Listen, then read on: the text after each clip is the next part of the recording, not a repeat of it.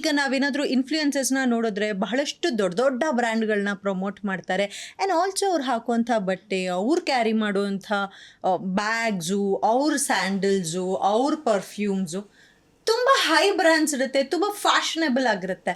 ಎಲ್ಲಿಂದ ಬರುತ್ತೆ ಇವ್ರಿಗೆಲ್ಲ ದುಡ್ಡು ಅನ್ನೋ ಪ್ರಶ್ನೆ ಎಷ್ಟೊಂದು ಜನಕ್ಕಿರುತ್ತೆ. ಸೊ ಅದಕ್ಕೆ ಉತ್ತರ ಕೊಡೋದಾದ್ರೆ ಇವಾಗ ನೋಡಿ, ಒಬ್ಬೊಬ್ರದ್ದು ಮಾರ್ಕೆಟ್ ಮೇಲೆ. ಇವಾಗ ಉದಾಹರಣೆಗೆ ಫಸ್ಟ್ ನೀವು ಸೀರಿಯಲ್ ಮೂವಿ ಮಾಡಬೇಕು ಅಂತಂದ್ರೆ ನೀವು ಡಿಮ್ಯಾಂಡ್ ಮಾಡೋಕ್ಕಾಗಲ್ಲ, ನನಗೆ ಇಷ್ಟೇ ಬೇಕು, ನನಗೆ 10K ಬೇಕು, 2K ಬೇಕು ಅಂತ ನೀವು ಡಿಮ್ಯಾಂಡ್ ಮಾಡೋಕ್ಕಾಗಲ್ಲ. ಅವ್ರು ಎಷ್ಟು ಕೊಡ್ತಾರೆ ಅಷ್ಟು. ಅವಾಗ ನೀವು ಮ್ಯಾನೇಜ್ ಮಾಡೋದು ಕಲಿಬೇಕು. ನೀವು ಆ್ಯಕ್ಟರ್ಸ್ ಅಥವಾ ಬೀಂಗ್ ಅ ಸೆಲೆಬ್ರಿಟಿ ನೀವು ಹೇಗೆ ಕಾಣಿಸ್ಬೇಕು ಅಂತಂದರೆ, ನೀವು ಕಡಿಮೆ ರೇಟಿದು ಹಾಕಿದ್ರು ಕೂಡ ತುಂಬ ಫಾಶಾಗಿ ಕಾಣಿಸ್ಬೇಕು. ಎಷ್ಟೋ ಜನ ನಾರ್ಮಲ್ ಆಗಿ ಅವರು ಮೀಶೋ ಅಲ್ಲಿ ಪರ್ಚೇಸ್ ಮಾಡಿಬಿಟ್ಟು ಹೇಳೋದು ನಾನು ಬ್ರ್ಯಾಂಡಲ್ಲಿ ತೊಗೊಂಡಿಂದ ಹೇಳ್ತಾರೆ.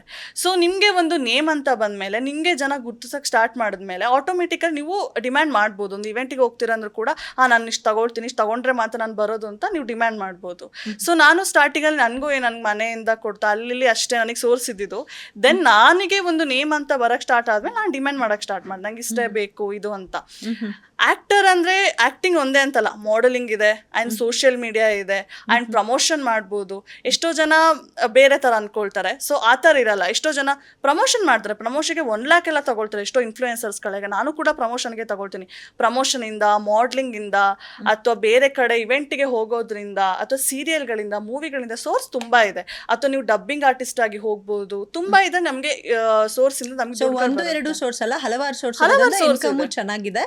So that's where we showcase branded things ಅಂತ ಹೇಳ್ತೀವಿ. Yes correct. Okay, super. So ಈಗ ನೀವೇ ಹೇಳ್ದಂಗೆ ಪ್ರಮೋಷನ್ ಜಾಸ್ತಿ ಇದೆ, ನೀವು ಕೂಡ ಬಹಳಷ್ಟು ಪ್ರಾಡಕ್ಟ್ಸ್ ಪ್ರಮೋಷನ್ ಮಾಡ್ತಿರ್ತೀರ. ಸೊ ಈಗ ಎಷ್ಟೊಂದು ನೀವು ಮಾಡಿದಂತಹ ಪ್ರಾಡಕ್ಟಿಂದ ನಿಮ್ಮ ಫಾಲೋವರ್ಸ್ ಅದನ್ನ ಪಿಕ್ ಮಾಡೋದಾಗಿರ್ಬೋದು, ಅದರಿಂದ ಅಡ್ವಾಂಟೇಜು ಇರುತ್ತೆ, ಡಿಸ್ಅಡ್ವಾಂಟೇಜು ಇರುತ್ತೆ.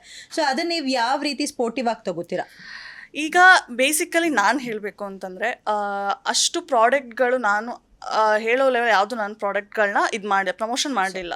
ಸೋಷಿಯಲ್ ಮೀಡಿಯಾದಲ್ಲಿ ನಾನು ಈ ಬೆಟ್ಟಿಂಗ್ ಆ್ಯಪ್ಸ್ ಇದೆಲ್ಲ ನಾನು ಮಾಡಲ್ಲ. ನಾನು ಇದು ಹೋಟೆಲ್ ಪ್ರಮೋಷನ್ಸ್ ಆ ಥರ ಪ್ರಮೋಷನ್ಸ್ನ ನಾನು ಮಾಡಿದ್ದೀನಿ.